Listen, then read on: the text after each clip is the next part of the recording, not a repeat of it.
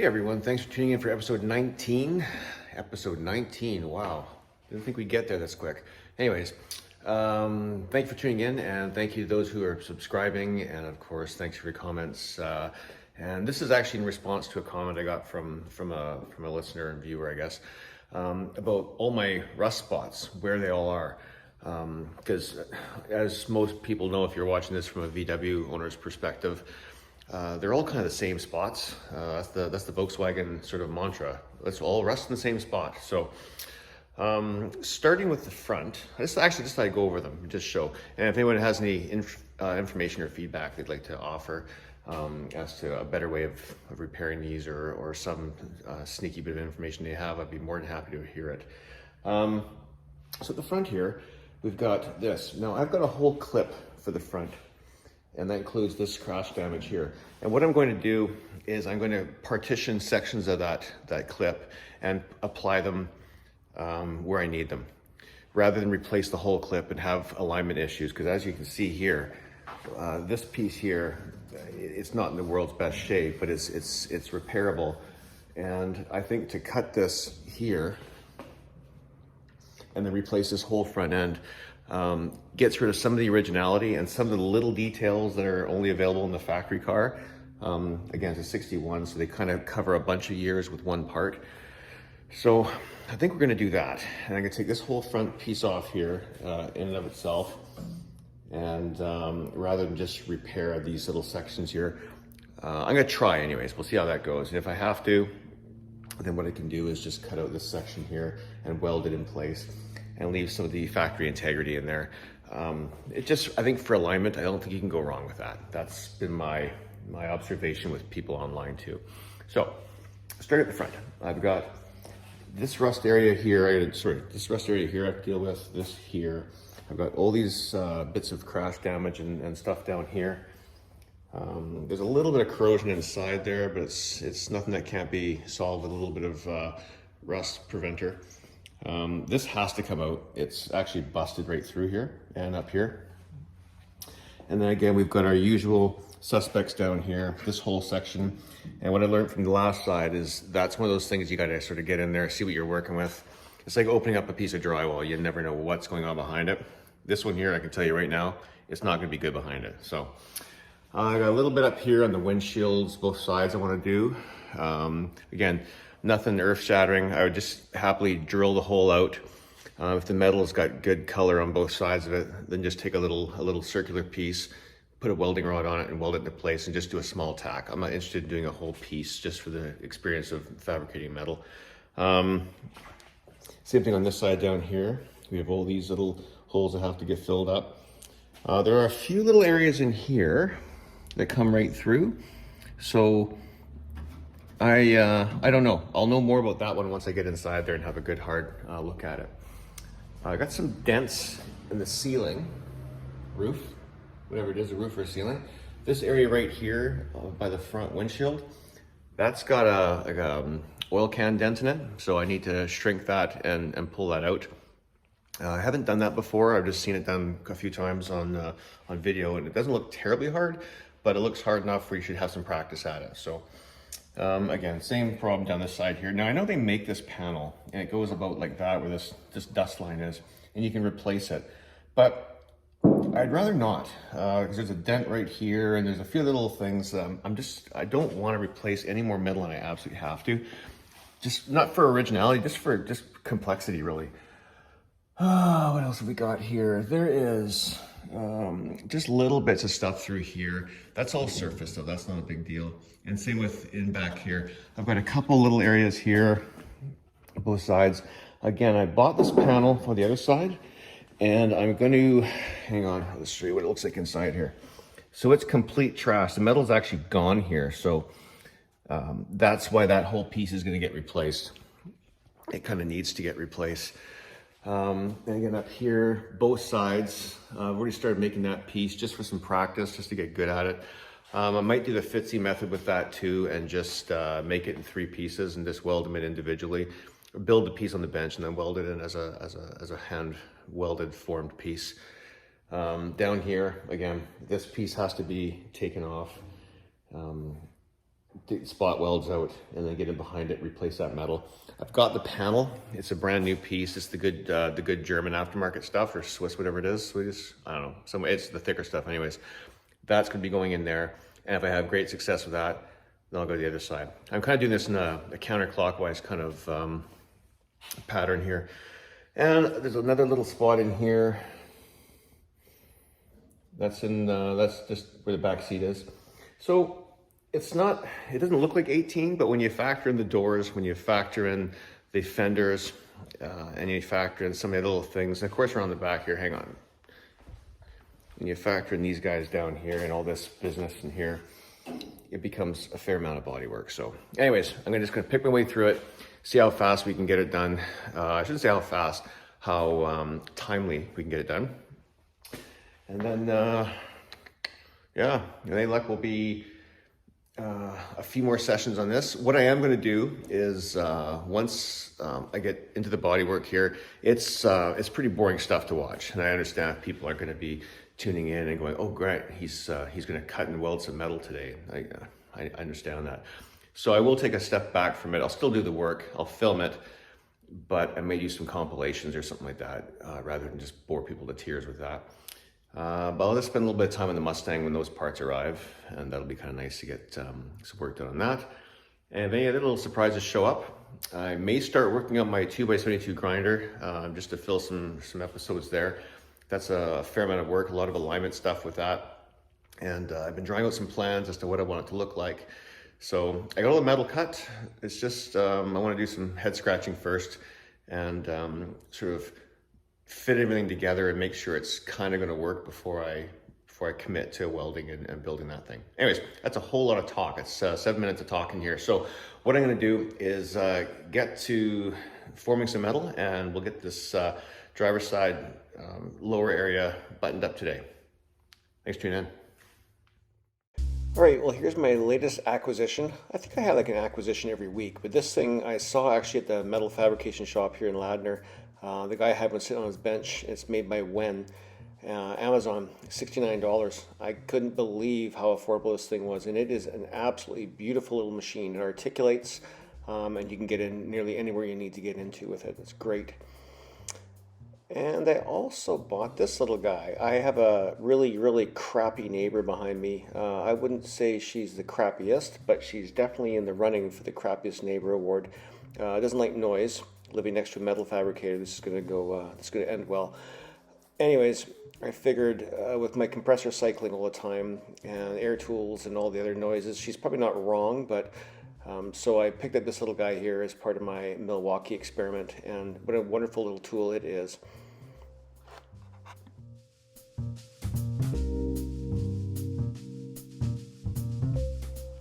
The sad thing here is all this work I'm doing is, as you'll find out at the end, and please don't fast forward to the end, let's watch the whole video. There's a great big surprise in the way everything fits. This is a complete rip-off from the Fitsy way of doing business, you know, cutting it all in little single pieces and bending and grinding and welding, and that works really well. There's just a few little surprises in this car that I hadn't quite budgeted for. And again, this is a little thing, the little X's, that's a woodworking trick. Ask yourself, have you ever cut the wrong piece of wood? Well, same thing happens with metal.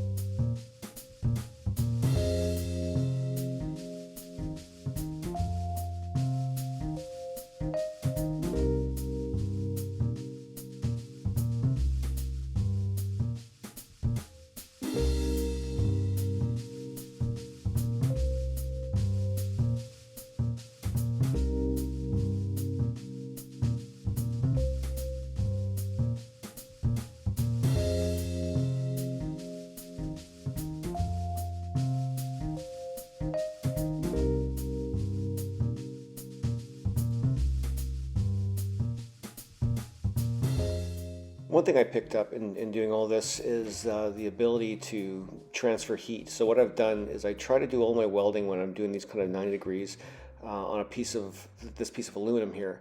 And what it does do is it acts as a bit of a heat sink. It pulls some of the heat out of the weld, and you can actually weld more spots closer together. And it does keeps the item square, of course, but it also does serve a purpose in removing some of the heat. And of course, steel welding won't stick to aluminum, so if you do have any blow through, it doesn't actually adhere to it. It's kind of a nice little trick.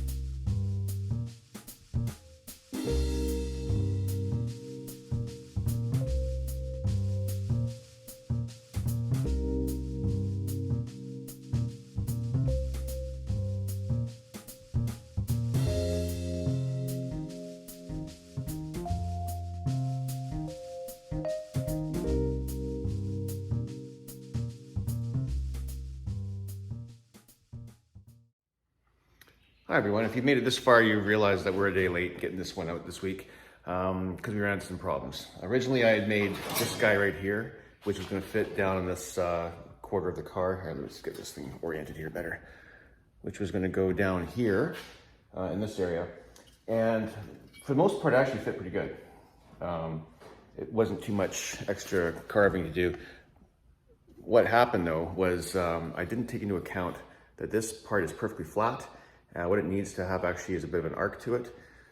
because the contour of the body is such where it goes like that, but it also goes like this. So it actually is, if you look at the side of a circle, like a globe, it actually is just a really, really enormous globe, the way it has this bend to it. So this isn't gonna work. This is now garbage. But what I did find is that they make this panel right here, which is a direct weld-in piece for that. The same gauge of steel. This is the one that's made in Denmark, so it's not the cheaper stuff, which is a little bit thinner. This is actually the same size steel, same thickness of steel that's in the original car. So I'm gonna save myself some grief and weld this guy in instead. So it's a direct bolt-in.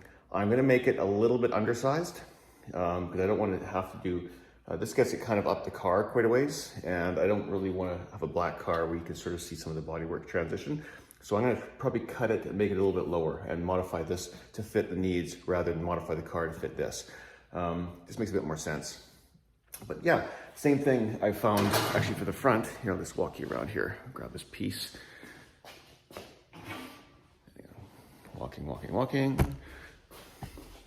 Whoa, that's trippy. Okay, just gonna dial you down here. Boom. So what I've noticed here is the same thing. I can actually get this whole section replicated in one piece.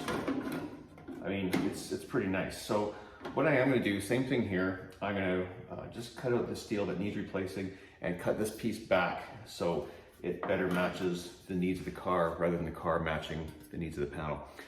These things were really inexpensive. I think this part here was about $17 and the other piece was 27 bucks. 27 bucks, you can't buy the metal for that now. So this makes way more sense and it's guaranteed to fit. It's just, these are perfect weld-in patches. So yeah, it's pretty good find. What I've come to realize too in going through the catalog is there isn't one part of this car that you can't buy the metal for except the middle of the roof. It's unreal. They make everything. So this is actually going to be very good for me. It means a lot less hand forming and a lot more cutting and just welding in patches. They just make way more sense, way more economical. And I'd rather spend my time learning fabrication on a simpler car, something flatter. This thing's just got way too many curves on it. It's just a beast of a car to build sheet metal for.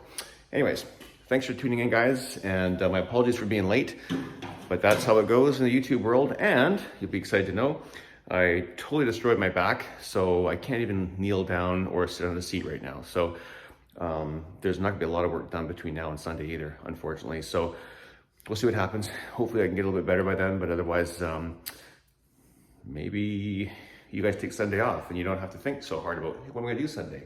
Now Grant's not here. Anyways, thanks for tuning in, guys. And with any luck, we'll have episode 20 out Sunday. Take care.